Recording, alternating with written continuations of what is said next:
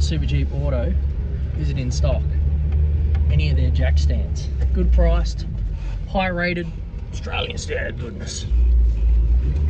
Fucking sick. Oh, I got that on record. Unsuccessful mission. Real kidding me. Tell you what, it's pretty hard to get jack stands around here. Super Jeep had none. They only had like the 2-tonners, with like the flat base, which is what I've got at home, which I want to upgrade. And Repco charge an arm and a leg for the same shit. So they're all useless to me. I'm gonna have to go to another Super Jeep. So this thing got crashed on the weekend. Now we're making sure it's not fucked. Alrighty guys, what's going on? We're back in front of the camera. So today, first off, we're going to be compression testing the RB30 in the Skyline. It got a little bit of a thrashing the other night, as you guys would have seen in the last video. We didn't go into too much depth, but today, like I said, we're going to compression test it because this motor out of the Skyline is going to end up in the VL. You may ask why.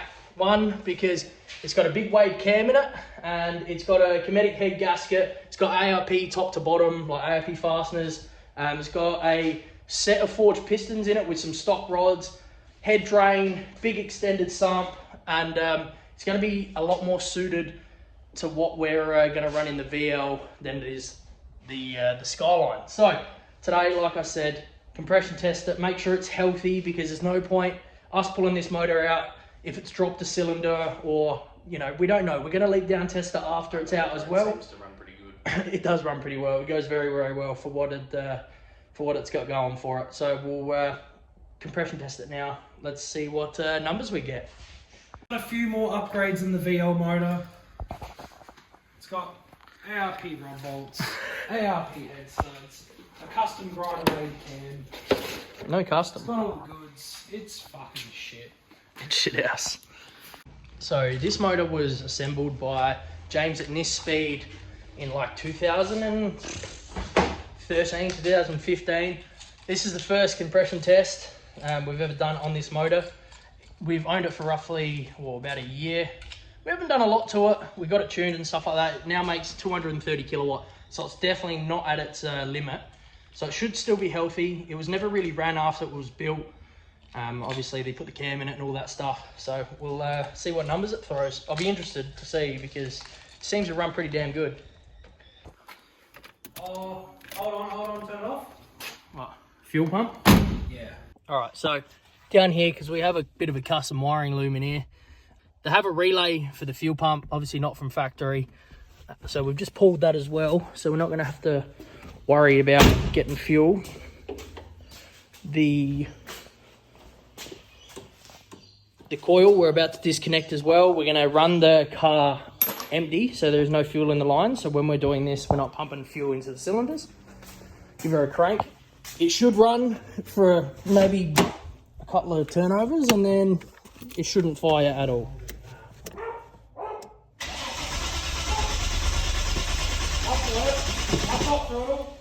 You don't need it.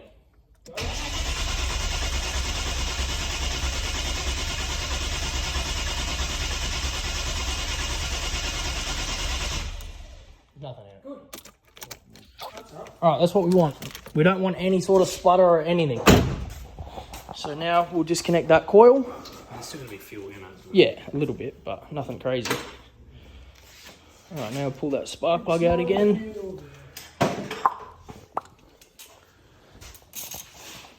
Sam's my full-time mechanic. Fuck off. He is. He gets paid by the hour. I can't even get it on the spark plug. How am I a mechanic? Mechanic. Oh. Some guys are probably going to be pretty spewing this thing's going to be off the road, but doesn't matter. It's all for a good cause. Mr. BL. Compression of the engine and everything.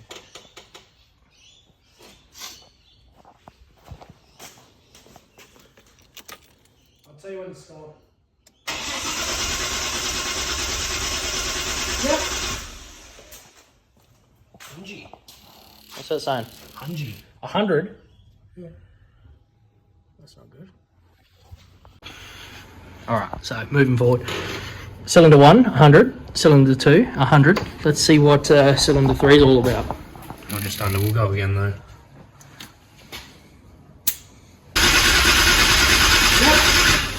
Yeah, 100 again.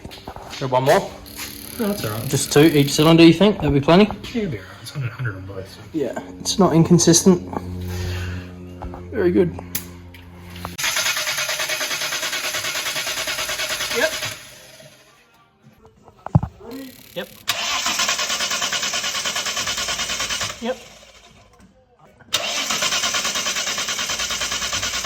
Yep. All right, so all kind of checks out. What we've noticed is pretty even number throughout all 100. A few cylinders spiked up to like 120, and then we did another test, and then pretty well all bang on 100, which is good. So consistency is kind of what we're looking for. If there was numbers within ranges of like, for example, like 85 or going even higher, like 150, we'd be a little bit more concerned, but we're looking for that even number across the board. So that is good. The next thing is we've got to pull this thing out now. So I guess I'll start pulling the radiator and intercooler piping, pretty well everything I did on the VL to pull it out. And then, yeah, once it's on the stand, we'll do a leak down test, and that will really give us an idea of how hard this motor has been used in its life, but it should be good. Let's pray. So we'll start pulling this out and we'll go from there. So now moving forward, we're going to drain all the fluids again, and we've just taken off intercooler piping, slowly start disconnecting everything so we can do what we've done in the VL, pull it out, take the bonnet off, and then, so yeah, we'll take the bonnet off, pull the motor out, leave the trans in, pull the mounts off while we're putting it back in, so it makes it a lot easier. So in this process, while we're doing all this, we have to swap the Skyline stuff, because there's like custom loom and all that good stuff. We're gonna have to label what's on this motor and where it goes, because it has a custom loom in it. And yeah, so it's all gonna happen very, very quickly. That's why we're not wasting any time. We want to get this thing out as soon as possible. So let's get it done. The next day. Finally, after 3-part stores, I've got a pair of 3-ton jack stands, but of course I only have one, so I wanted to go the 3 tons just for the height, because it's like 415 mil, like maximum height, compared to like the 380 of the 2-ton. So you'd be surprised. That difference makes a massive, massive deal. So guys, it's all happening. I just want to keep you guys updated what's going on, because the VL is getting a very spicy gearbox now. The RE4 worked very well for what we wanted, but considering we're taking that motor out, which is good for like 500-600 horsepower, our gearbox is now going to be our weak point. Now we've done the diff, we've done the brakes, we're going to have the spicy motor in it with all the ARPs, fasteners and the pistons. So we're pulling out the RE4 and we're going something a little bit different. I'm not going to tell you just yet, not until it is finalized. But we're selling the RE4 today, so we've got to pull that out. We'll do that now. We'll drain it, we'll get it sorted. So we're pretty well selling a conversion kit for the RE4, which, look, I'm happy with what I'm getting, but that RE4 could definitely have been used in the Skyline. But guys, we've got to look at the VL is our main priority. This car will be running first because it's the easiest. We just got to put the VL motor back in that once that's out. So let's do it. It's all happening. What we'll do, we'll drain the oil and pull the converter off the gearbox, and then we don't have to worry about dropping that converter, and also the gearbox will be lighter when we move it. We're going to undo this gearbox, like the linkage for the shifter, and then makes it really easy. The trans lines are actually on a fan and a little cooler, so we can just crack those, and then the whole gearbox, obviously once the tail shaft is out of it, we can drop the cross member, and then the lines and everything will come out in one piece, which will make it super easy. The good thing about this as well, I don't know if you can see back there, but it's a lot prettier than here. So I had a little product testing and we did the rear end, which made it look really, really nice. So the plan is we're gonna do the whole underside of the car, but for now, let's get this gearbox out.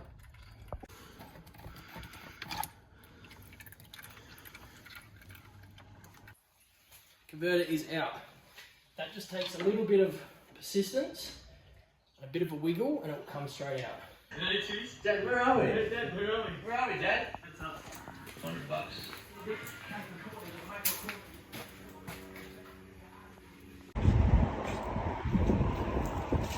That's why I said to you, I was like, take it out of the box because it's going to make life 20 times easier. I was like, what are you doing that with that box? It's coming into fucking laser. You're kidding me. What's going on here, man?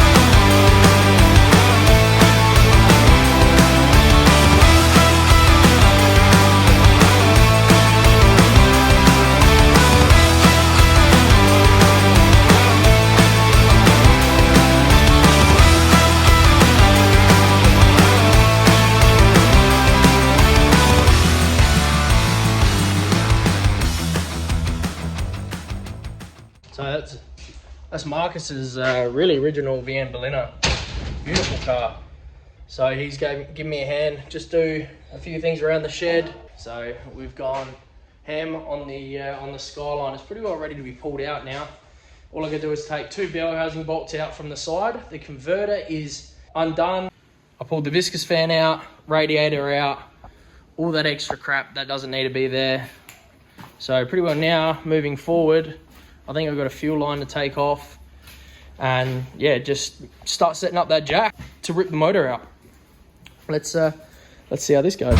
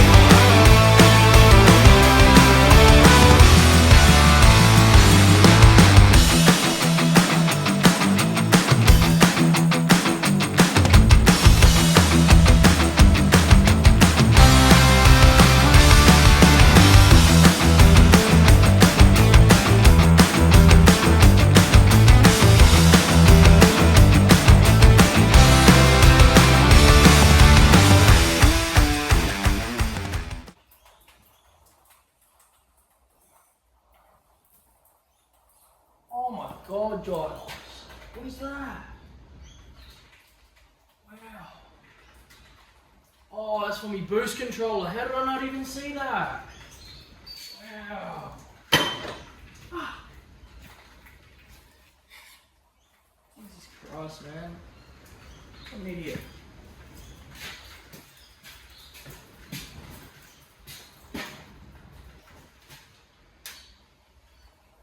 Guys, that was probably pretty painful to watch, but like I said, I'm doing it on my own. I'm not a mechanic, don't learn from me. There you go. The RB30 out of the 31 is now on the stand. You're kidding me.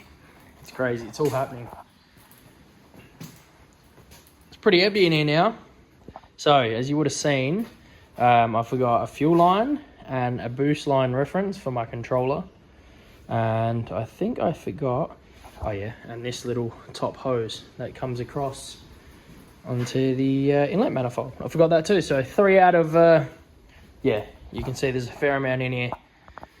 I was worried about clearancing of all the accessories, because I don't want to take this dump off. We have had some issues with this leaking, so yeah, I decided to leave that on, and it's just going to be easier than putting all these back in the car. So I didn't want to take them off out in the car, but yeah, we'll try leave that we'll try leave the exhaust dump on, because it's going to make it easier to put it all back in. So let's go have some lunch and we can resume. Alrighty guys, there it is. So what we're looking at here, this is an R31 motor. This is the VL motor. So what we're going to do is transfer everything off the R31 motor, put it onto the VL motor while taking everything off the VL setup and putting aside, because a lot of it we will not be needing, because the R31 motor is going to get a lot of goodies which this motor doesn't have on it at the moment. So moving forward, we'll strip this motor, put everything we need off this motor onto this, and hopefully we can just pop it straight back in the R31. Like I said guys, there's a lot going on. It doesn't seem like a lot. There's 2 motors out of the car. Both cars are not running. Both cars are up on jack stands. So there's a little bit going on, but I promise you guys we'll get through it. We'll have the R31 back on the road before we know it. And then the VL, obviously, with what has been purchased after we sold the RE4, is a massive upgrade for the VL. So I'm going to show you that quickly, guys, because we're going to pack it up here tonight. We've used our RDO very wisely. We've got the motor out. So let's show you the 2 things we have been waiting for a little while now. So one is the transmission, one is the diff. So let's show you. So this is our Borg Warner for the old or the VL. So when we had that originally put together and assembled, we decided to go a full spool with 345s. But now our transmission choice has changed because we have sold the RE4. So now we need higher diff gears, which will be closer to 389s. So that diff actually has to be pulled apart again. So this is the things you kind of have to do when you're chopping and changing midway through builds. But the reason why we have to change that diff is because that there. Let me show you. If you can read that, that's a Power Glide. So it's Cohen Power Glide. Got a trans brake. I'll put all the information for this up here. Here's the part number for you. So it's a pretty good unit for what we're looking for. It's rated to roughly 800 horsepower. The only thing about this transmission is this has to be cut, and we are putting the bell housing from a Series 1, so this is a 4N71 we have here. We have to take that bell housing off and get someone to put it on the old Power Glide. So guys, I just wanted to keep you in the loop. Alright guys, after doing some editing, I've realised there's probably some questions of why the R31 motor only has 100 compression across the board. There's low comp pistons in it, so that gives us a bit of an idea of why that compression number might be a little bit low for you guys that are wondering. Also, we got the Power Glide, we got the diff back. The diff needs to be redone because we didn't have the Power Glide in the loop. We weren't even planning to do it when we got that diff built, because we were just going to keep the RE in it. So selling the RE, buying the Glide, we now have to change those 345s to like a 37 or a 389. Which is going to set us back a little bit further again, and just another cost to add to the list. So what we're going to do is we're going to pull that apart, get that diff sorted, and then while we're doing that, we'll also send the Power Glide off, get the bell housing cut, and we'll put the RB bell housing on it as well. While that's all happening, we'll get our cam spec'd. We'll get our specs for the trans and send it to a converter place. The converter, so the joint that will do the converter will build us a converter roughly around 3,000 to depending, probably more on that higher end, just depending on what they think of the cam spec. So little announcement. So we also have another little announcement. We have a little member to add to the channel, so I'll show you this quickly.